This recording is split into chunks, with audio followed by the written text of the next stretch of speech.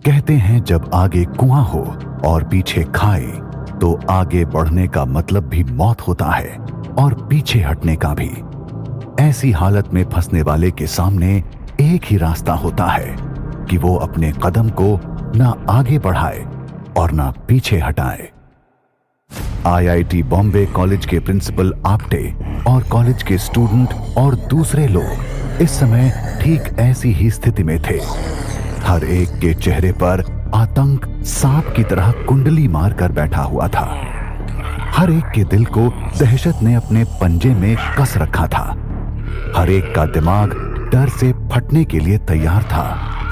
ऐसे में भय से कांपती एक स्टूडेंट बोली, सर, ना हम आगे बढ़ सकते हैं और ना पीछे जा सकते हैं। अब क्या करें? अब कुछ नहीं हो सकता, क्योंकि अब हमारे करने के लिए कुछ है ही नहीं।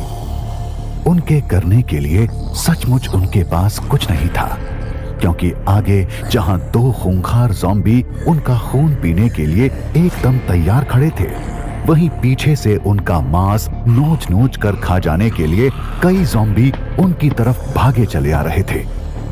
मौत दोनों तरफ थी, और जब दोनों तरफ मौत दिखाई दे रही हो तो आंखों में जिंदगी की चमक धीरे धीरे कम होना शुरू हो जाती है।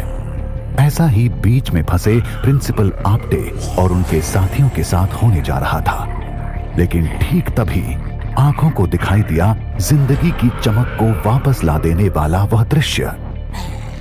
अचानक खिड़की का शीशा तोड़कर गैलरी में भागते आते ज़ॉम्बियों के ठीक सामने आ गिरी वह पेट्रोल की जलती हुई बोतल। गैलरी के फर्श से टकराते ही वह बोतल एक धमाके के साथ फट गई और उसमें भरा पेट्रोल गैलरी के फर्श पर फैलता चला गया। आग ने तुरंत ही सारे पेट्रोल को अपने आगोश में ले लिया। और ऐसा ही उधर भी हुआ, जिधर सुरेश और कामा नाम के दो ज़ॉम्बी अपने शिकार के इंतजार में खड़े हुए थे। उनके सामने भी आ गिरी उस पेट्रोल की बोतल ने वहां आग ही आग फैला दी। आग को देखते ही उन ज़ॉम्बियों ने न सिर्फ अपने आगे बढ़ते कदम रोक लिए, बल्कि वापस पलटे और चीखते चिल्लाते हुए वापस भाग खड़े हुए। प्रिंसिपल आपटे और उनके साथ मौजूद लोगों को तो मानो विश्वास ही नहीं हो रहा था कि मौत उन्हें इस तरह छूकर वापस लौट सकती है। वे सभी जिंदा हैं। इस बात का एहसास उन्हें तब हुआ जब जूही नाम की वह स्टूडेंट खुशी से बोल उठी, हम बच गए, हम बच गए, उस आग ने हमें बचा लिया। सारे ज़ॉम्बी आग को देखकर भाग खड़े हुए। हाँ, आग को देखकर सभी ज़ॉम्बी हमें छोड़कर भाग गए हैं, लेकिन एकाएक हमें बचाने के लिए यह आग कहां से आई? जलती हुई पेट्रोल की बोतलें उन ज़ॉम्बियों के सामने किसने फेंकी? मैंने। प्रिंसिपल आपटे के सवाल का जवाब उस नौजवान ने दिया था, जो साइड में मौजूद उस बड़ी खिड़की को पूरी तरह से खोलकर अब वहां दाखिल हो रहा था। प्रिंसिपल आपटे के साथ सभी हैरानी से उसे देख रहे थे, जो अब उनके सामने आ खड़ा हुआ था और कह रहा था, यह सब मैंने किया, कैसे किया और मैं कौन हूं, यह मैं आपको सब बताऊंगा, लेकिन फिलहाल हम सभी को एक सुरक्षित स्थान पर पहुंच जाना चाहिए। उस नौजवान की बात सुनकर जूही नाम की वह स्टूडेंट तपाक से बोली, सर, यह बिल्कुल ठीक कह रहा है। फर्श पर फैली पेट्रोल की आग ज्यादा देर तक नहीं रहेगी। आग बुझने के बाद वे ज़ॉम्बी हम पर हमला करने के लिए दोबारा आ सकते हैं। इसीलिए अच्छा यही रहेगा कि हम सबसे पहले अपने आप को किसी सुरक्षित स्थान पर पहुंचाएं। सभी के साथ साथ प्रिंसिपल आपटे को भी वह बात पूरी तरीके से जची। तभी तो वो एक तरफ बढ़ते हुए बोले, ठीक है, पहले हम किसी सुरक्षित स्थान पर ही पहुंचते हैं। यहाँ पास ही लाइब्रेरी है, मेरे ख्याल से हम वहां सुरक्षित रहेंगे। सभी तेजी और सावधानी के साथ प्रिंसिपल आपटे के पीछे बढ़ गए। वहां पहुंचा वह नौजवान भी उनके साथ था। जल्दी ही सभी लाइब्रेरी में पहुंच गए तो प्रिंसिपल आपटे बोले, लाइब्रेरी के सभी खिड़की दरवाजे अच्छी तरह से बंद कर लो। कहीं कोई ऐसा रास्ता नहीं बचना चाहिए जिससे होकर वे ज़ॉम्बी हम पर हमला करने आ पहुंचे। सभी ने लाइब्रेरी के खिड़की दरवाजों को अच्छी तरीके से बंद कर दिया और यह भी चेक कर लिया कि वे खिड़की दरवाजे बाहर से खुल तो नहीं सकते। यह सब देखकर वह नौजवान बोला, हम इस लाइब्रेरी में सुरक्षित तो हैं, लेकिन मुझे नहीं लगता कि यह इस प्रॉब्लम का कोई परमानेंट सोल्यूशन है। प्रिंसिपल आपटे उसकी बात बीच में काटकर बोले, एक मिनट, प्रॉब्लम और सॉल्यूशन की बात हम बाद में करेंगे। पहले तुम यह बताओ कि तुम कौन हो और यहाँ कैसे पहुंचे? तुम ऐन उस वक्त पर हमें बचाने पहुंचे थे जब मौत हमसे कुछ ही फुट की दूरी पर थी। हमारे लिए तो तुम फरिश्ता हो, लेकिन नाम क्या है तुम्हारा? कौन हो तुम?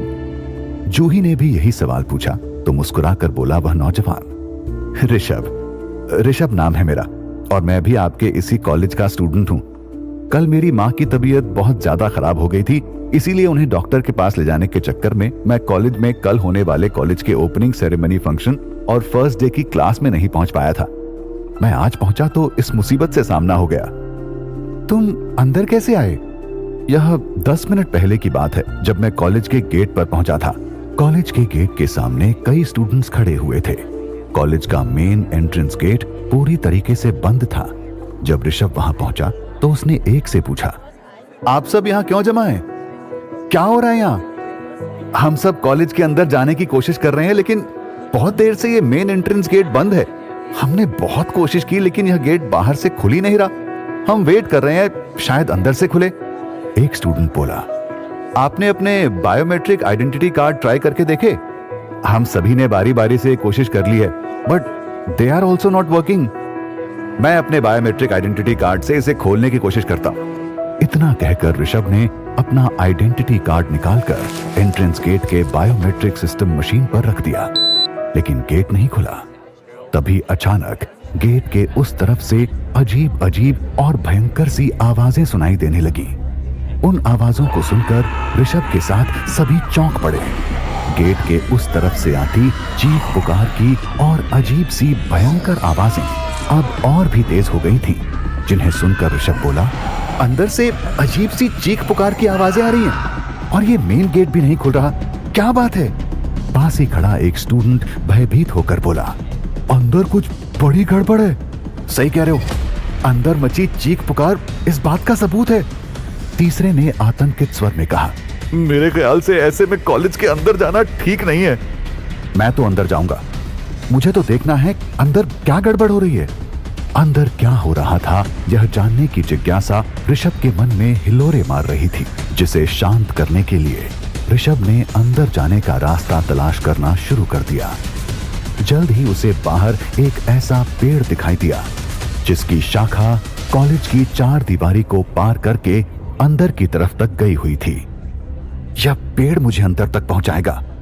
ऋषभ ने पेड़ के अंदर जाती डाल को देखा और अपने आप से कहा। ऋषभ ने एक पल भी ना गवाया और तेजी से उस पेड़ पर चढ़ता चला गया।